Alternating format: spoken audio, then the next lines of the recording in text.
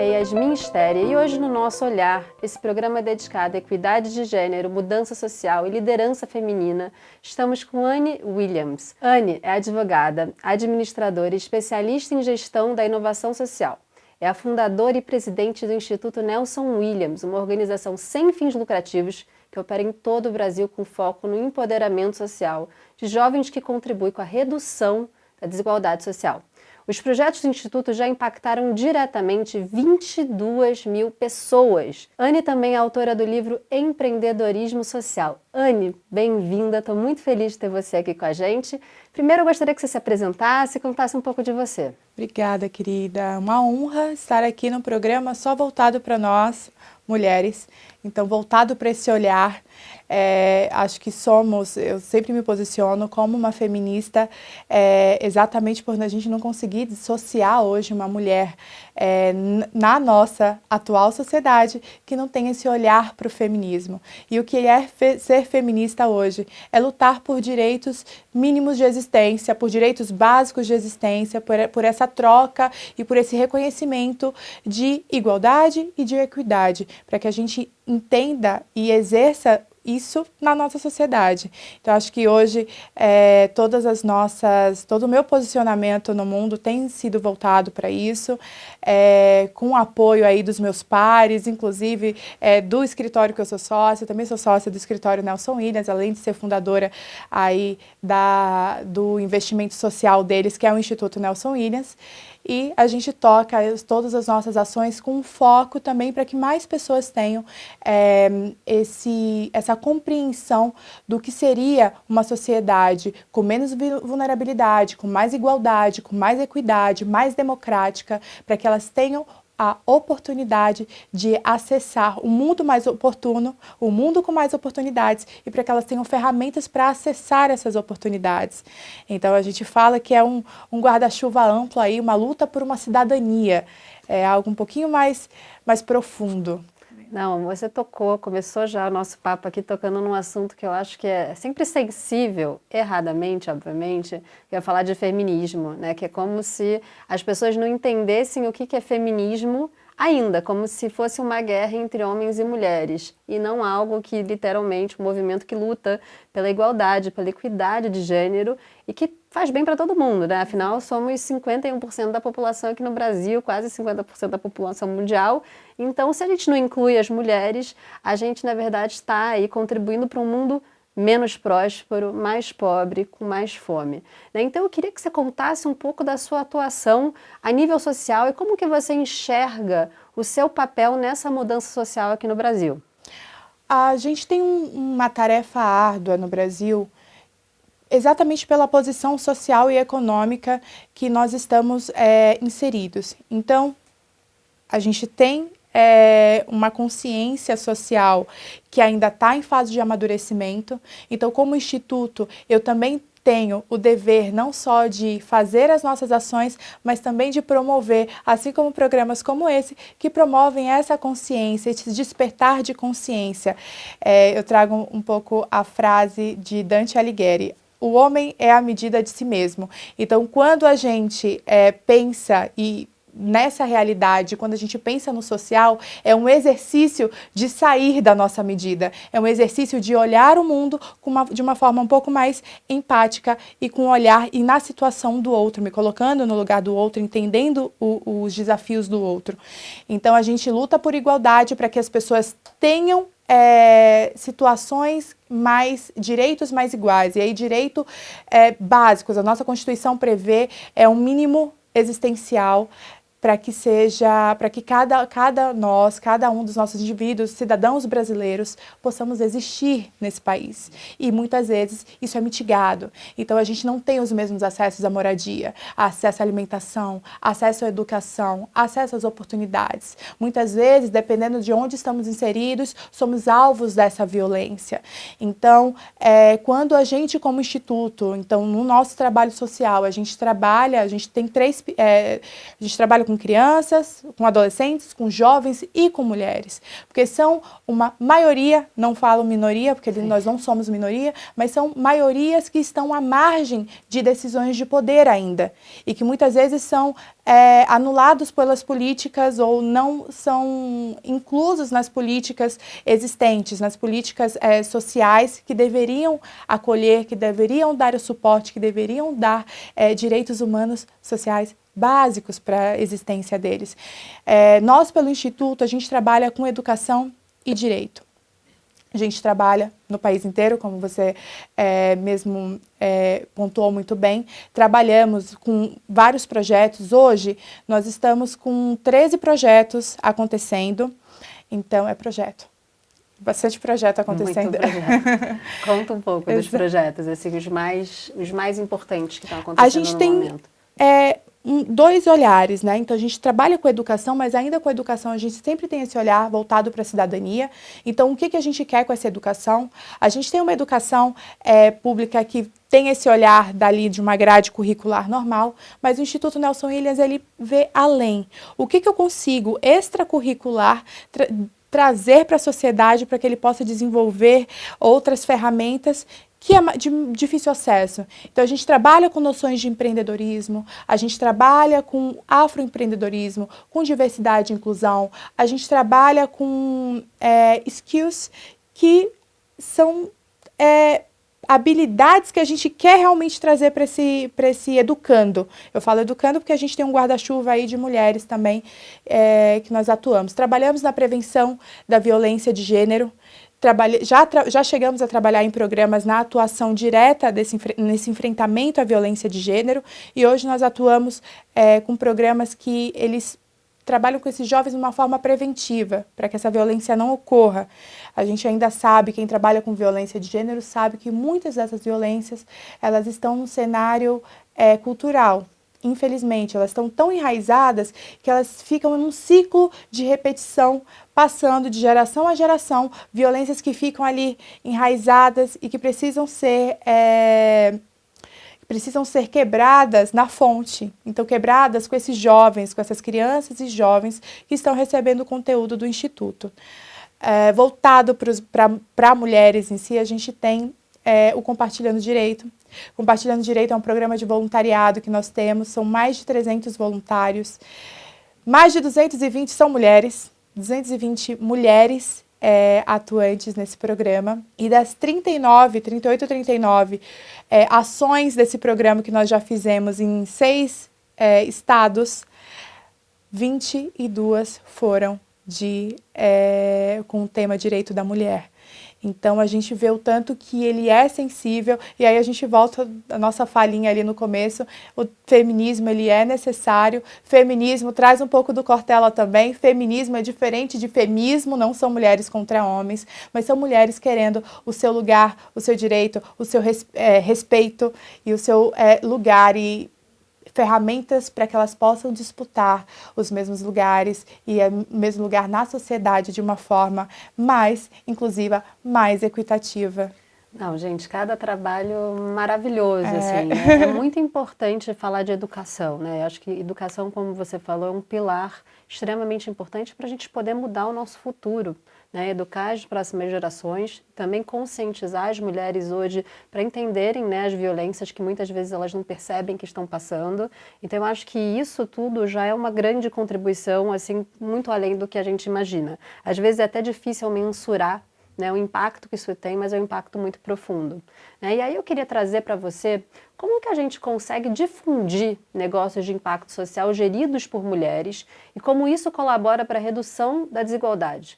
Como que a gente consegue estimular as empresas para investir mais em negócios? Porque hoje tem muitas mulheres que estão aí trabalhando à frente de negócios sociais. Então, como que a gente consegue mostrar isso para empresas como algo de fato valioso em termos de investimento? Engraçado, porque um dos principais setores aí das startups, um dos principais, o nicho que mais sofreu nesse período de pandemia no mercado de startups foi o investimento para mulheres. Então, a gente tem aí grandes startups que são voltadas para negócios sociais, que ele já tem esse olhar social latente, então um comprometimento de impacto para a sociedade, mas a gente tem o outro lado de cadê os investimentos para essas mesmas mulheres. A gente traz um pouco da necessidade e das oportunidades que essa diversidade ela traz para as organizações, para as empresas, para o mercado. Quanto mais plural o teu time, mais produtividade ele tem e mais resultado ele tem.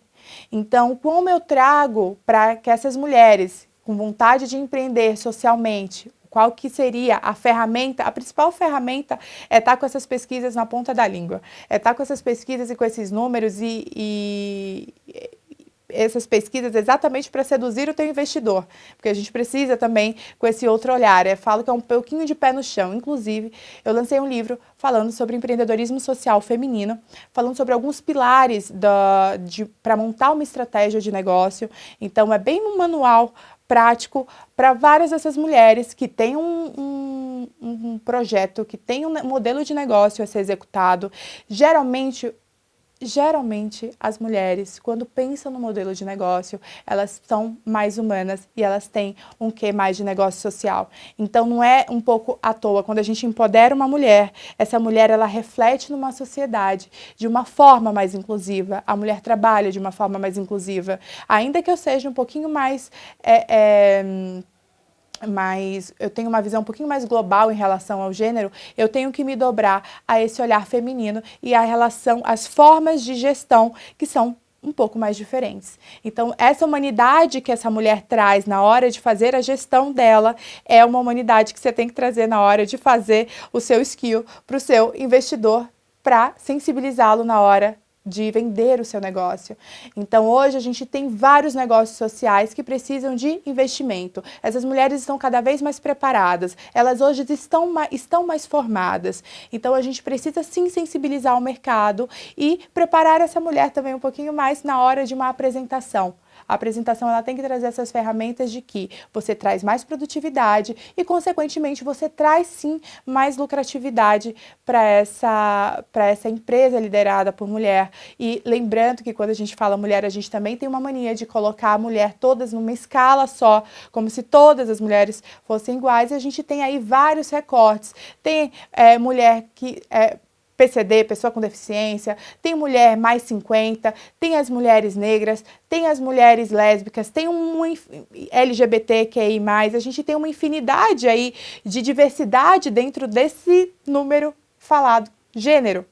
Então, como que a gente enxerga toda essa diversidade? E como que a gente traz isso com números para produtividade? Então, eu falo um pouco disso no livro, um pouco mais para o final, exatamente para que a gente saiba falar com o público que nos interessa. Então, você sabendo do seu valor, ciente do seu valor, como que você vai passar isso e monetizar em cima disso? Porque o negócio social, ele traz um impacto para a sociedade, ele traz transformação social, ele está pensando numa forma mais sustentável na cadeia como um todo. Quando a gente fala de sustentabilidade, a gente não fala só de meio ambiente, a gente também fala dos pilares e de toda a rede envolvida nesse negócio. Eu falo do prestador de serviço, eu falo de um terceirizado, eu falo de um colaborador que está comigo e em como eu fortaleço toda essa rede para que toda essa rede junta transforme a sociedade também, tenha mais poder aquisitivo, consiga estar em situações e escalas de poder que sejam importantes tanto para a nossa economia quanto para decisões políticas. Então, a gente tem aí um conjunto de elementos nessa pergunta sua que a gente tem que olhar. Recentemente, o Grupo Boticário criou uma política interna que é a licença parental. Uma iniciativa bem inovadora aqui para o Brasil, mas que tem aí um papel gigante de mudança de papéis no nível doméstico, que é onde começa as pequenas violências. Nessa iniciativa do Boticário, Eu estive recentemente com um diretor corporativo e a gente fez a seguinte pergunta: como é que você mensura o lucro de uma iniciativa como essa? Ele falou: a gente não mensura, a gente não pode pensar só a curto prazo, a gente precisa pensar nos impactos a longo prazo. As pessoas estão muito imediatistas e quando você cria uma iniciativa de impacto, o impacto não é o hoje. O impacto é o hoje, amanhã, depois de amanhã, daqui a 1 ano, 3 anos, 10 anos. A gente precisa pensar a longo prazo com iniciativas e políticas internas para dentro da empresa, ou obviamente o poder público também com leis e tudo mais, para gerar mudança daqui para frente. O impacto não necessariamente é algo imediato. Eu acho importante a gente ressaltar isso, porque quando a gente fala de mudança social e muito do que a Anne está trazendo, a gente precisa olhar para frente, para o futuro mesmo e realmente enxergar o que isso vai trazer, qual é a grande mudança que isso vai acontecer. A mudança não é de um dia para o outro. Exato. E aí eu vou trazer agora para uma questão para a gente falar, que é a liderança feminina. Eu acho que a pandemia mostrou para a gente que mulheres em posições de poder são muito, muito capazes de liderar grandes crises e grandes mudanças, né? Como vem acontecendo aqui na pandemia. Só que ainda no Brasil, as mulheres ganham 24% a menos. Ainda existe aí uma grande... um grande preconceito de gênero, né? Ainda existe essa desigualdade de gênero. Então, como é que a gente consegue, qual é o seu olhar sobre isso? Como que a gente consegue preparar mais mulheres para assumirem cargos de liderança e chegarem nesse papel, né? Nesse papel de liderança sem passar por esses preconceitos todos de gênero? Primeiro que se for na mesma empresa já é ilegal, gente. A gente já tem aí uma quebra de direito, um direito sendo violado. Mas a gente tem aí uma questão de equiparação salarial, que é, enfim, que tem ali as regrinhas da equiparação salarial. Então, dentro de uma mesma empresa, isso supostamente não deveria acontecer. Mas acontece ainda, e aí a gente ainda tem ali uma outra... outras saídas para mascarar, para maquiar a legislação, as regras da legislação. Porém, quando a gente traz o preparo para essas mulheres, eu inclusive fiz um curso recente de liderança feminina em Oxford, e eles falam exatamente de como você vai sensibilizar e trazer o olhar dessa empresa para que você se posicione. Ainda tem muito tabu em relação ao posicionamento de uma mulher, que muitas vezes uma forma de se posicionar um pouco mais assertiva, mostrando o seu valor, ainda é vista como grosseria, como uma mulher que, às vezes, vou falar mal amada ou qualquer coisa num viés contra... preconceituoso, contra o que realmente é. Que é alguém que está se posicionando, que sabe do seu valor, que entende as suas competências técnicas e que vai mostrar isso da melhor forma possível. Então, a gente ainda tem isso é pesquisa global, não é Brasil, não é a Anne falando, a gente tem pesquisas globais falando disso. Porém, no outro viés, a gente também tem de mulheres, diante desse cenário já social, que a gente fica um pouco, que não é falado, né? Não é verbalizado. A gente tem mulheres que às vezes não se posicionam, já com receio disso. E as mulheres que têm se posicionado em relação a isso, apesar desse lado preconceituoso, têm conseguido chegar lá, têm conseguido dobrar o mercado. Então, quando a gente... e isso eu tenho falado nas mentorias que eu tenho dado, nas conversas que eu tenho tido com outras mulheres, chegue lá. Peça, se posicione, entenda com quem você está falando, entenda o público que você está falando e se posicione. Acho que as mulheres, elas têm, ainda mais quando a gente está falando de mulheres extremamente preparadas. Então, não é que eu estou falando, ai mulher, vá se preparar. Eu já estou falando, estou supondo que eu já falo com alguém que sabe o cargo que quer.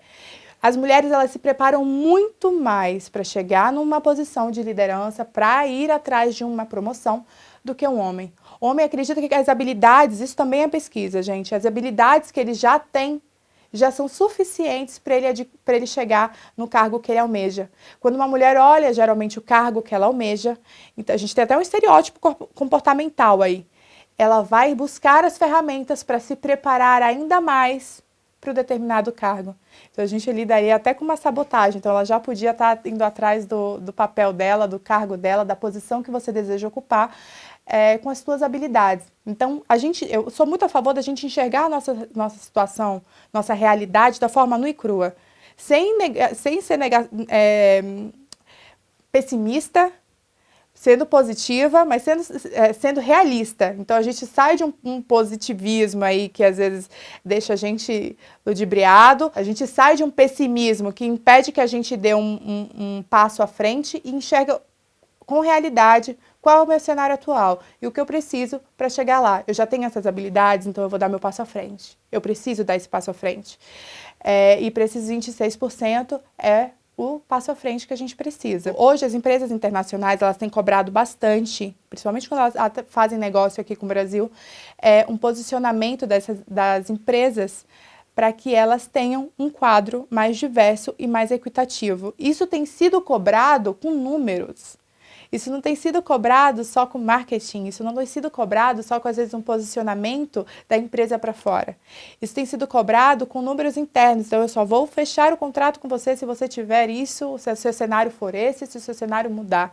Então, a gente tem, sim, que abrir o nosso olhar e trazer essas pesquisas e trazer esses outros atores na hora da discussão de uma mudança de cenário.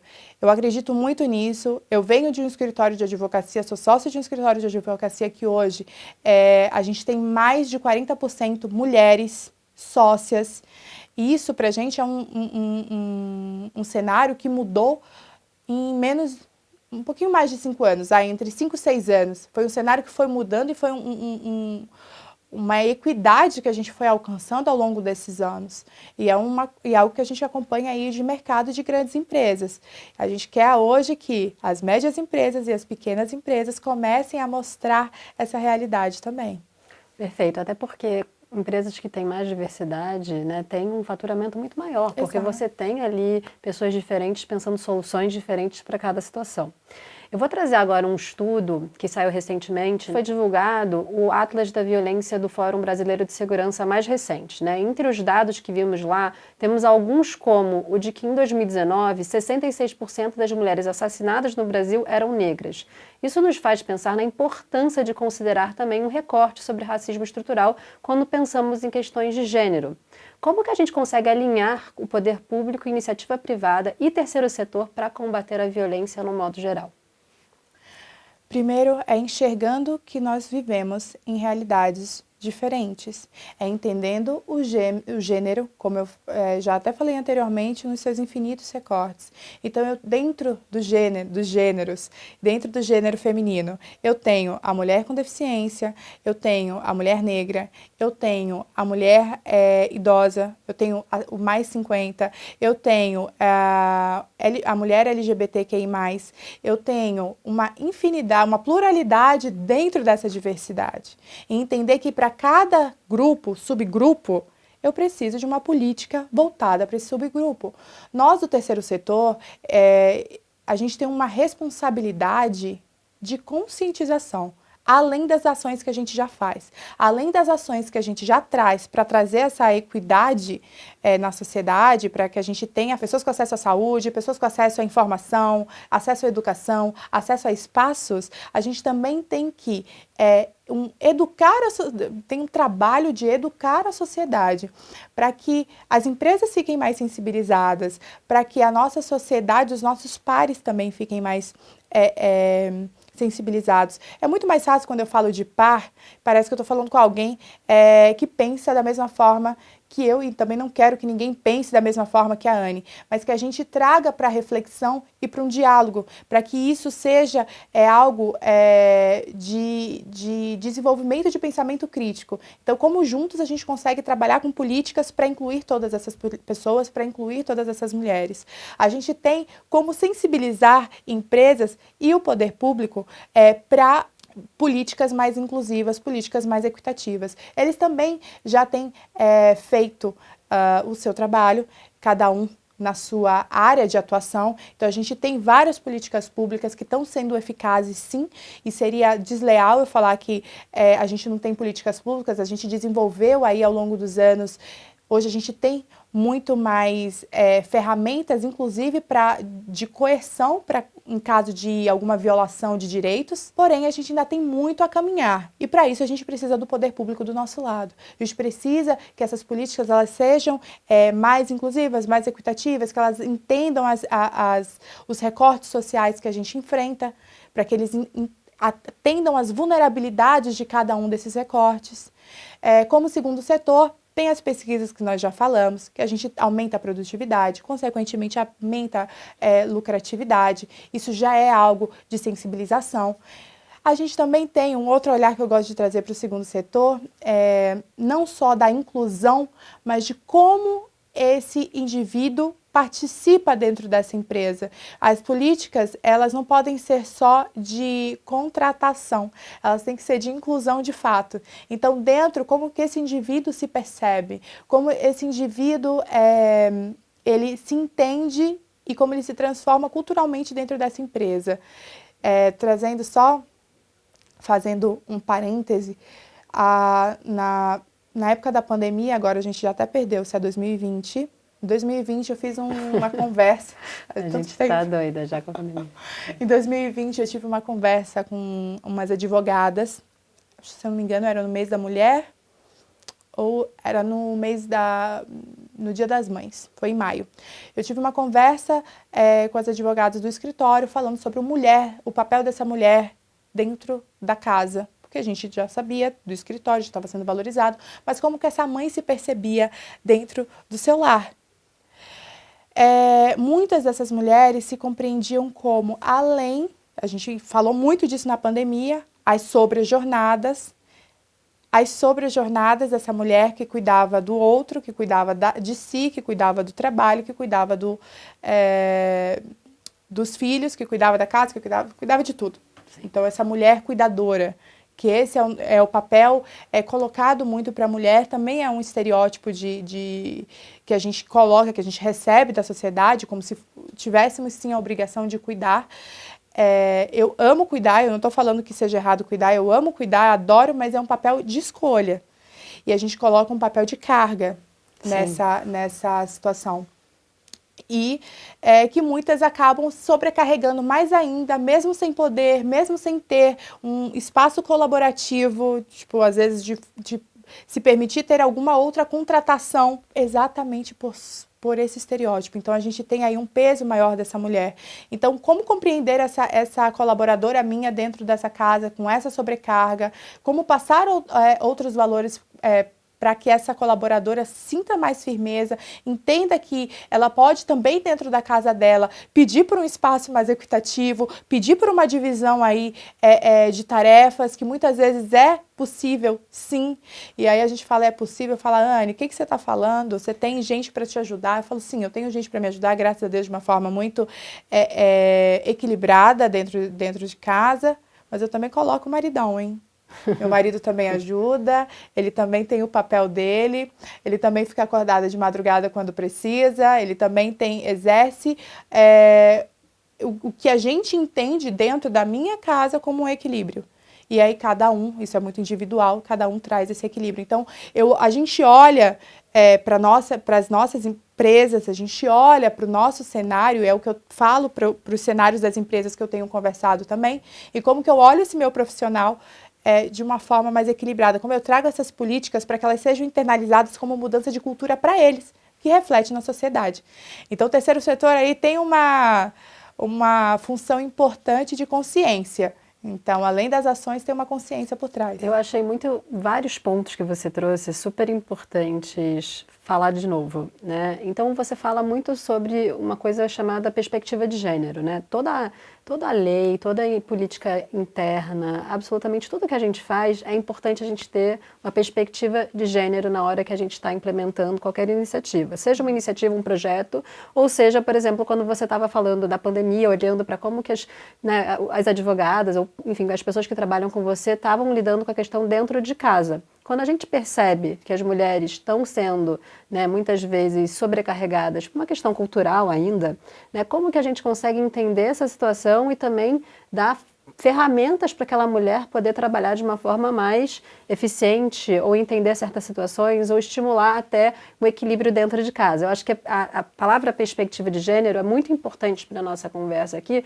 porque hoje as leis, as políticas internas, elas não são pensadas de forma que levam em consideração pessoas diferentes, com realidades diferentes, e também não levam em consideração uma palavra chamada interseccionalidade, né? Que são essas várias camadas que mulheres, homens também, têm na sociedade. Então, é uma mãe, que é uma mãe solo, por exemplo, ela tem necessidades diferentes de uma mulher que não é mãe. E por aí vai, uma mulher negra talvez tenha outras, uma mulher que seja PCD tenha outras. Então, a gente precisa olhar para essas diferenças na nossa sociedade e não olhar isso como algo negativo, mas entender que para a gente ter uma sociedade mais equitativa e não só igual, que aí a gente vai entrar nisso, eu vou até falar sobre isso com você, a gente de fato precisa olhar para essas diferenças e pensar em políticas para isso. Até bom a gente falar sobre isso, porque as pessoas têm uma grande dificuldade de entender a diferença de igualdade e de equidade. Eu acho que você é uma pessoa perfeita para explicar aqui para todo mundo o que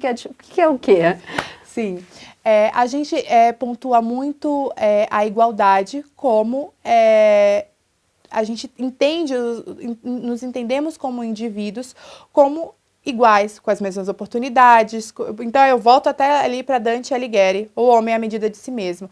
A igualdade como se todos nós tivéssemos o mesmo acesso. Isso era o que deveria ser. Todos nós deveríamos ter o mesmo acesso, as mesmas oportunidades, acesso aos bens, acesso acessos. A gente deveria ter acessos a essa vida digna, a uma forma igualitária, aos mesmos direitos. Equidade, a gente entende que as pessoas não partem do mesmo ponto e não estão na mesma situação. A gente entende que esses acessos, básicos, eles não existem na realidade. Eles não se materializam de uma forma concreta. E a gente age com ações afirmativas para que essa equidade aconteça. Então, eu entendo que dentro do meu cenário, para eu buscar uma igualdade, eu tenho que entender que essas ações, elas vão trabalhar com essa equidade. Então, eu tenho ações para moradia, para educação, para oportunidades no mercado de trabalho, acesso à justiça. Então, como que eu enxergo essas pessoas em situação de vulnerabilidade para que elas tenham ferramentas para atingir os seus direitos humanos básicos, os seus direitos básicos de existência? Então, eu dou ferramentas para que isso aconteça. Isso é equidade. Então, até volto, quando a gente fala de interseccionalidade, a gente volta aí para os números que você falou das mulheres, de mulheres negras, que a gente teve um aumento aí no número de violência. E por quê? A gente pode ter alguns cenários, algumas explicações em relação a isso. Então, a gente teve uma redução por um acaso, não no período da pandemia, antes da pandemia, em relação a mulheres brancas vítimas de violência. Em 2015, o dado era esse, de que a gente teve uma redução de violência contra mulheres brancas, ou seja, de medidas protetivas que estavam sendo cumpridas, estavam sendo eficazes. Gente, é mais um sinal de que a gente precisa entender que as políticas ou elas vão entender cada recorte social que eu tenho, ou elas não vão ser eficientes. Então, quando eu penso numa política, eu não posso pensar numa mulher branca, classe média ou classe média alta. Eu tenho que pensar nessa mulher, sim, eu tenho que pensar também na mulher classe D, eu tenho que pensar na mulher que não tem esse acesso, eu tenho que pensar na mulher que está numa comunidade, eu tenho que pensar numa mulher que está numa aldeia indígena e que tem as questões culturais daquela aldeia também, mas que não é por isso que eu não tenho que defender e protegê-la, porque ela também é um cidadão brasileiro com seus direitos. Então, como eu vou entender todas essas questões? Esse é mais um sinal, e a gente tem que trazer pesquisa na hora desse diálogo e dessas cobranças de um advocacy, para que a gente perceba e traga a sensibilidade, o que mais eu tenho que fazer? Como que eu vou incluir essa mulher negra? Em que situação ela está? Por que ela não está sendo atendida pelas políticas públicas já existentes? Por que ela não está sendo atendida por uma casa da mulher brasileira? O que está acontecendo que ela não permanece nessa situação? Muitas das mulheres, gente, ainda que a gente tenha abrigo, a gente tem a Casa da Mulher Brasileira, a gente tem aí vários vieses da violência, e aí eu falo de uma violência doméstica, onde aplica a Lei Maria da Penha, onde você conhece o seu agressor, vários vieses que muitas vezes impedem que essa mulher vá à frente na justiça. E aí eu falo de novo que a gente tem que sair um pouco da nossa caixinha, porque eu, como mulher, na minha atual posição, eu consigo me defender de alguma possível violência. Hoje, eu, Anne, não que outra mulher, par minha, também consiga. Cada um tem o seu cenário, cada um tem as suas crenças, cada um está numa situação emocional. Mas muitas vezes a mulher que procura uma Casa da Mulher Brasileira está numa outra situação econômica. Ah, mas ela depende do marido, ela pode trabalhar. Gente, não é assim.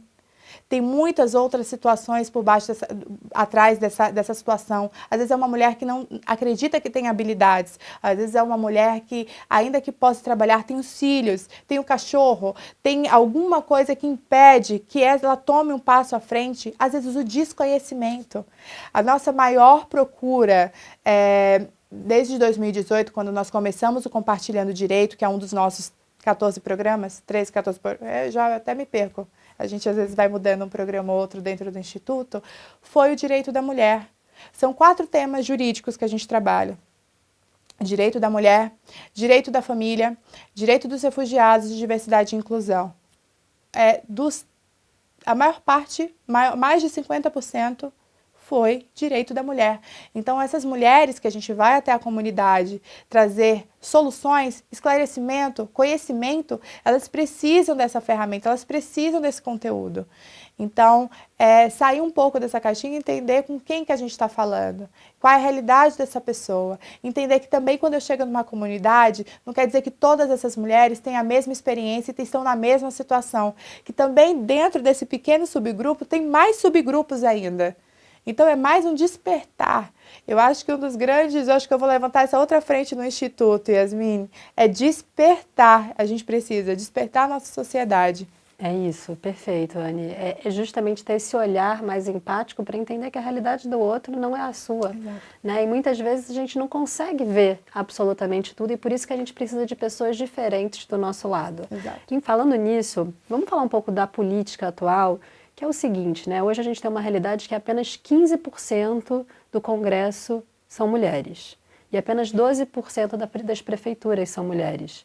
Então, a gente não tem uma presença que a gente pode chamar ali de uma diversidade inclusiva, que é por volta dos 30%, na nossa política. Então, a gente não tem pessoas, de fato, olhando para nós, como mulheres, fazendo política, apesar de termos leis muito, muito boas, né, no Brasil. O Brasil, inclusive, é um benchmark para muitos outros países quando a gente fala de políticas que olham para as mulheres, mas ainda podia ser melhor, porque não é só falando de violência que a gente precisa de leis que protejam as mulheres, mas é num cenário geral, de qualquer lei precisa ter uma perspectiva de gênero. Né? Então, como que a gente consegue também estimular mais mulheres na política? Acho que a gente tem vindo com políticas importantes, principalmente para a gente mitigar esses fantasmas nas políticas, né? Porque ainda quando a mulher começou a ter um pouco mais de voz, às vezes era para cumprir uma tabela, para cumprir ali a porcentagem exigida pela lei e não se materializava como alguém realmente presente nesse cenário, atuante nesse cenário político. A gente vai ter uma mudança. Creio que agora, em 2022, a gente vai ter mais representatividade. Então, é dar ferramentas, e eu chamo sempre a sociedade civil, eu chamo sempre as empresas, eu chamo sempre o segundo setor, para que eles se representem, eles chamem essa pluralidade também no nosso Congresso, também na nossa política. Porque, afinal, da onde vem alguns investimentos e vários desses investimentos? É desse misto aí de poder público, de segundo setor, para que a gente faça aí uma pluralidade nesse governo, para que a gente tenha políticas mais inclusivas, a gente tem que ter pessoas plurais, como você muito bem pontuou. Mas para que a gente tenha essa pluralidade dentro desse Congresso, a gente também tem que sensibilizar a nossa sociedade, tem que dar força para essa mulher, tem que trazer mulheres atuantes com força, investir nessas mulheres para que essas mulheres alcancem os lugares de poder. E aí eu trago a responsabilidade do segundo setor, sim. Então, empresas que entendam, que deem voz para essas mulheres também. politicamente falando, para que os partidos políticos também deem voz para essas mulheres. Porque não adianta só cumprir tabela de porcentagem de mulheres dentro do partido que a gente vai fazer transformação. A gente sabe que tem milhões de interesses quando a gente fala de política. Infelizmente, não são os interesses mais nobres. Mas a gente, como sociedade, tem que cobrar. E para a gente cobrar, a gente tem que ensinar. Para a gente ensinar, a gente tem que colocar a mão na massa, sensibilizar essa nossa sociedade, esses nossos jovens. A gente tem aí que desenvolver o pensamento crítico. E crítica, gente, não é filiação. Crítica não é decidir se eu sou A ou se eu sou B. É eu questionar. E eu tenho que questionar tudo. Eu tenho que questionar qualquer coisa que me é apresentada. Será que é isso mesmo? Será que eu vou de acordo? Será que eu me identifico com isso? Será que isso está certo de acordo com os meus valores? Sejam mais críticos. Então, trazer essa crítica é outra responsabilidade do terceiro setor também. E da educação, né? Não só do terceiro setor. A gente traz até uma responsabilidade do governo. Informar pessoas com mais pensamento crítico. Pessoas que não tenham medo de dialogar e de discordar sem violência. Exato. Ana, eu quero te agradecer pela participação. Foi maravilhoso esse papo. A gente aqui pôde perceber que não é uma ação única do terceiro setor, do segundo setor, do poder público. É uma união de todos nós, de nós como cidadãos também, fazendo a diferença para a gente ter realmente um mundo aí, uma sociedade brasileira mais justa, mais equitativa e mais igualitária. Então, Anne, queria agradecer essa participação. Você quer dar última palavra? Eu quero te agradecer e te parabenizar por mais espaços como esse, por mais espaços que a gente possa dialogar, que a gente possa conversar e que você possa continuar aguçando aí a nossa sociedade para que a gente desenvolva esse pensamento crítico. Parabéns. Perfeito. Muito obrigada.